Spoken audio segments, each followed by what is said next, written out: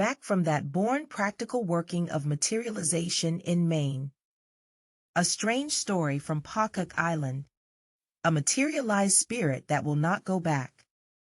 The first glimpse of what may yet cause very extensive trouble in this world. The Sun, Saturday, December 19, 1874. We are permitted to make extracts from a private letter which bears the signature of a gentleman well known in business circles, and whose veracity we have never heard called in question. His statements are startling and well nigh incredible, but if true, they are susceptible of easy verification. Yet the thoughtful mind will hesitate about accepting them without the fullest proof, for they spring upon the world a social problem of stupendous importance. The dangers apprehended by Mr. Malthus and his followers become remote and commonplace by the side of this new and terrible issue. The letter is dated at Pocock Island, a small township in Washington County, Maine, about 17 miles from the mainland and nearly midway between Mount Desert and the Grand Meanan. The last state census accords to Pocock Island a population of 311, mostly engaged in the porgy fisheries. At the presidential election of 1872, the island gave Grant a majority of 3. These two facts are all that we are able to learn of the locality from sources outside of the letter already referred to. The letter, omitting certain passages which refer solely to private matters, reads as follows. But enough of the disagreeable business that brought me here to this bleak island in the month of November. I have a singular story to tell you. After our experience together at Chittenden, I know you will not reject statements because they are startling. My friend, there is upon Pocock Island a materialized spirit which, or who, refuses to be dematerialized. At this moment, and within a quarter of a mile from me as I write, a man who died and was buried 4 years ago, and who has exploited the mysteries beyond the grave, walks, talks, and holds interviews with the inhabitants of the island, and is, to all appearances, determined to remain permanently upon this side of the river. I will relate the circumstances as briefly as I can. John Newbegin. In April 1870, John Newbegin died and was buried in the little cemetery on the landward side of the island. Newbegin was a man of about 48, without family or near connections, and eccentric to a degree that sometimes inspired questions as to his sanity. What money he had earned by many seasons fishing upon the banks was invested in quarters of 2 small mackerel schooners, the remainder of which belonged to John Hodgson, the richest man on Pocock, who was estimated by good authorities to be worth $13,000 or $14,000. Newbegin was not without a certain kind of culture. He had read a good deal of the odds and ends of literature and, as a simple-minded islander expressed it in my hearing, knew more bookfuls than anybody on the island. He was naturally an intelligent man, and he might have attained influence in the community had it not been for his utter aimlessness of character, his indifference to fortune, and his consuming thirst for rum.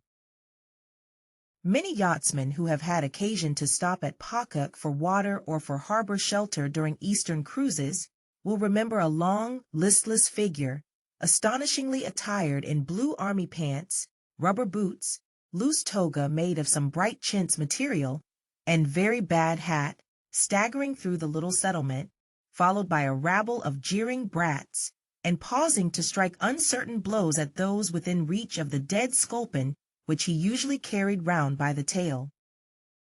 This was John Newbegin. As I have already remarked, he died 4 years ago last April.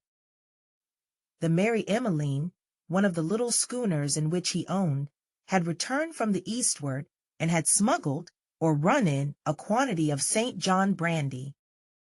Newbegin had a solitary and protracted debauch. He was missed from his accustomed walks for several days, and when the islanders broke into the hovel where he lived, close down to the seaweed and almost within reach of the incoming tide, they found him dead on the floor, with an empty demijohn hard by his head.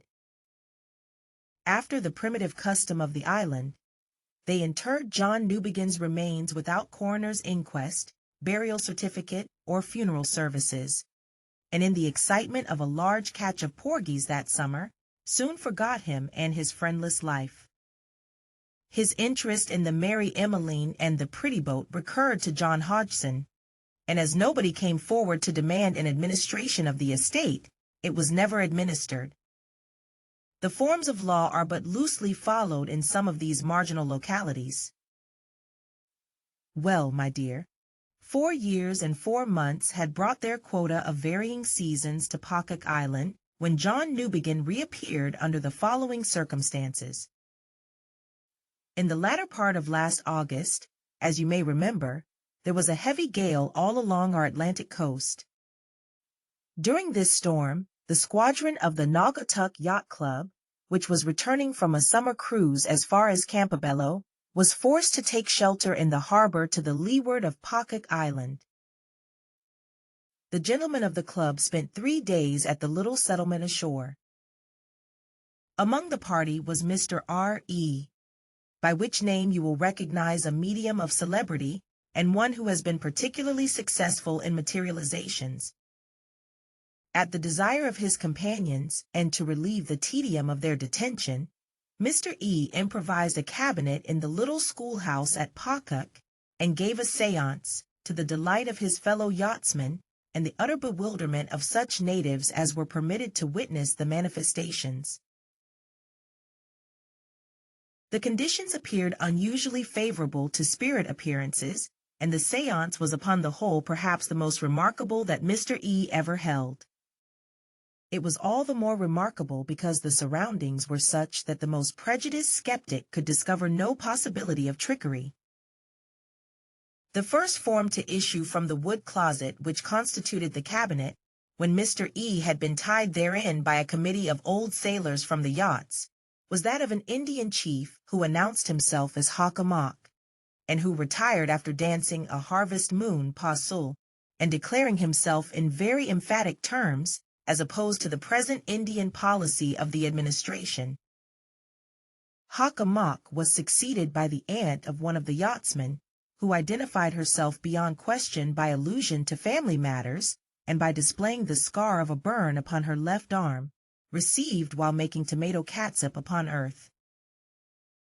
Then came successively a child whom none present recognized, a French Canadian who could not talk English, and a portly gentleman who introduced himself as William King, first governor of Maine. These in turn re-entered the cabinet and were seen no more. It was some time before another spirit manifested itself, and Mr. E. gave directions that the lights be turned down still further.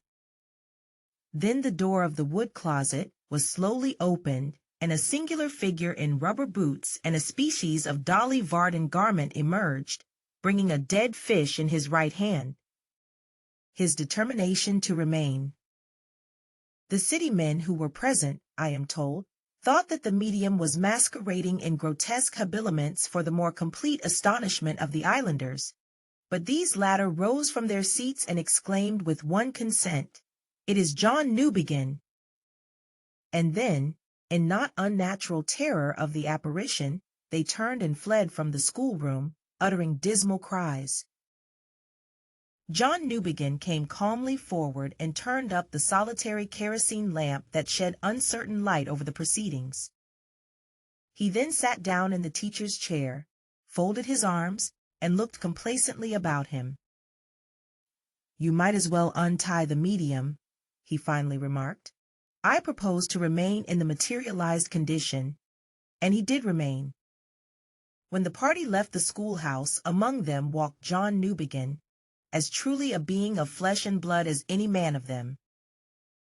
From that day to this, he has been a living inhabitant of Pocock Island, eating, drinking, water only, and sleeping after the manner of men.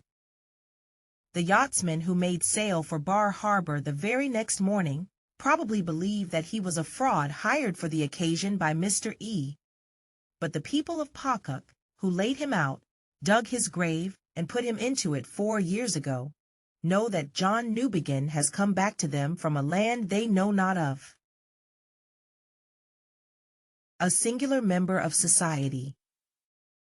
The idea of having a ghost, somewhat more condensed it is true than the traditional ghost, as a member, was not at first over-pleasing to the 311 inhabitants of Pocock Island. To this day, they are a little sensitive upon the subject, feeling evidently that if the matter got abroad, it might injure the sale of the really excellent porgy oil, which is the product of their sole manufacturing interest.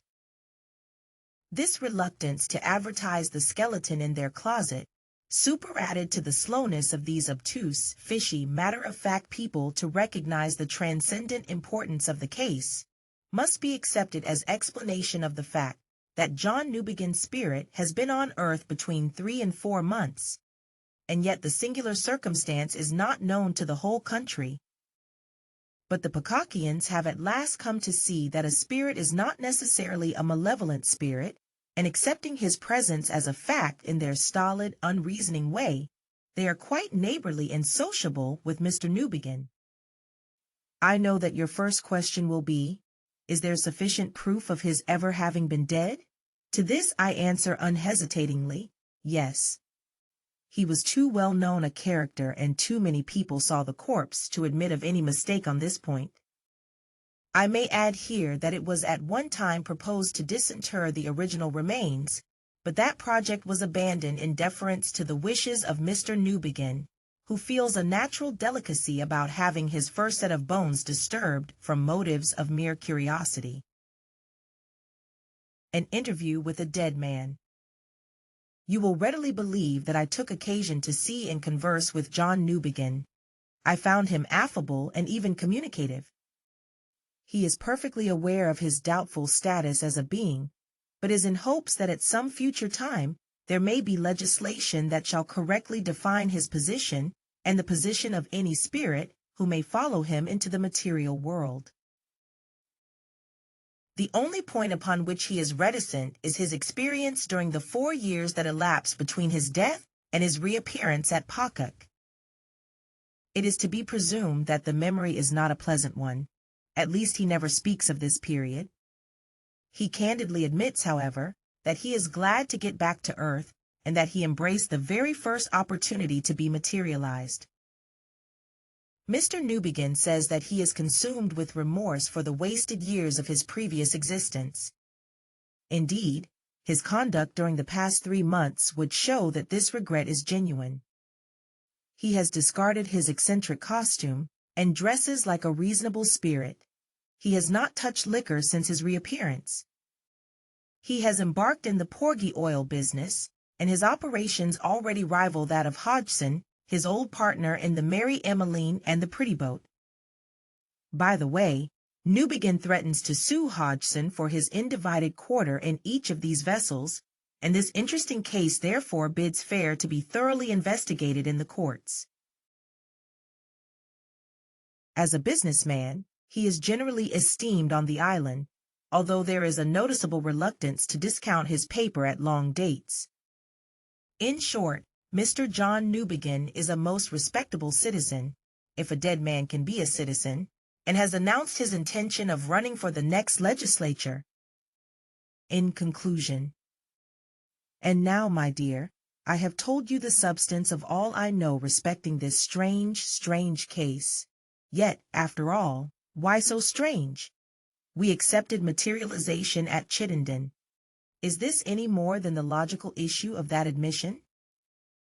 If the spirit may return to earth, clothed in flesh and blood and all the physical attributes of humanity, why may it not remain on earth as long as it sees fit? Thinking of it from whatever standpoint, I cannot but regard John Newbegin as the pioneer of a possibly large immigration from the spirit world. The bars once down, a whole flock will come trooping back to earth. Death will lose its significance altogether.